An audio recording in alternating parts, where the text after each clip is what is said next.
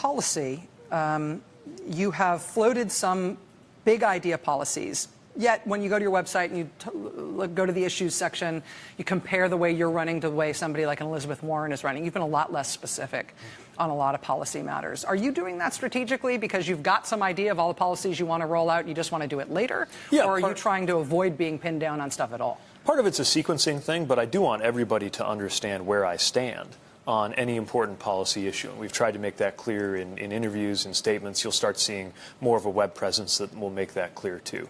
I do think as Democrats, we sometimes have a tendency to lead with the policy minutiae. Of course, it's important for people to know where we stand.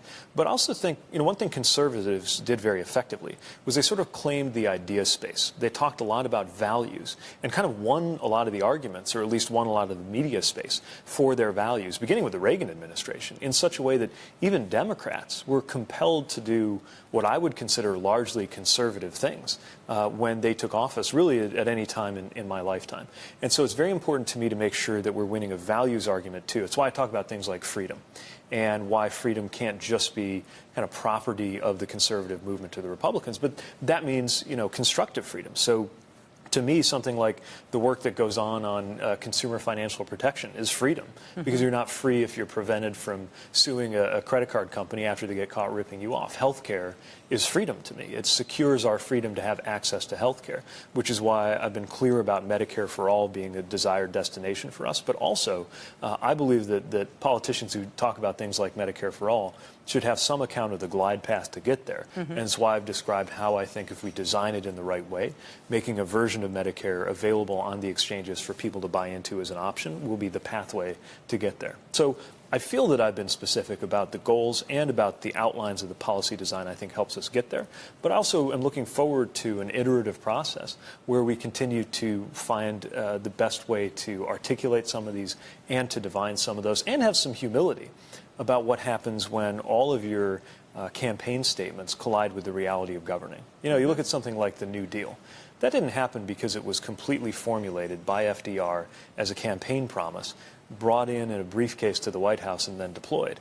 It happened because there was a set of values and priorities that encountered the reality on the ground. And when we think about something like the Green New Deal, which I think we should admit, even though I think it's a very attractive framework, I think we should admit that it's more a set of goals right now than it is a fully articulated policy. We're going to need to continue laying down the left and right boundaries of what we think we ought to be part of that, but also recognize that that's going to evolve when we actually hit the ground in the policy context, hopefully, after a Democrat comes into power in 2020. The redacted version of Robert Mueller's report is going to be released to the public on Thursday, according to the Justice Department. Do you have expectations about what's going to be in it or how we should react? I have expectations that our expectations will be frustrated just because of the redactions and because, so often I think we still have this instinct as Democrats, horrified by the abuses and the failures in the character of this presidency, that there will be some kind of piece of evidence out there that demonstrates conclusively to everybody that he's not a good guy. And what I hope we can remember is that there are a lot of people, certainly in the industrial Midwest where I live, who already know that he's not a good guy. They didn't vote for him because they think he's a good guy. They voted for him for a whole different set of reasons. And this isn't going to change that. So I think we need to separate the importance of the Mueller report for our country and for clarifying what happened to the extent that it will, and we just don't know yet, with what we think or wish it would do politically. At the end of the day, on the political side, I think the only pathway to getting to be a better country is to very decisively defeat Trump and Trumpism at the ballot box.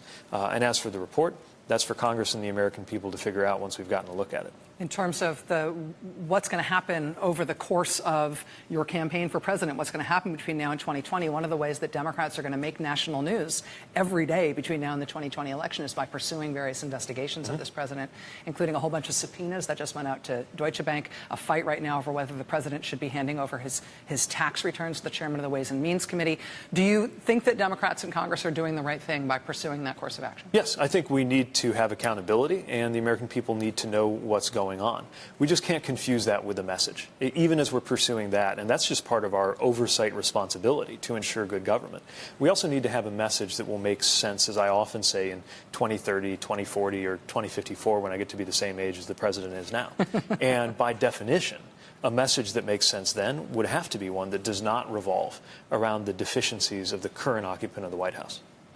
Mayor Pete Buttigieg, the mayor of South Bend, Indiana.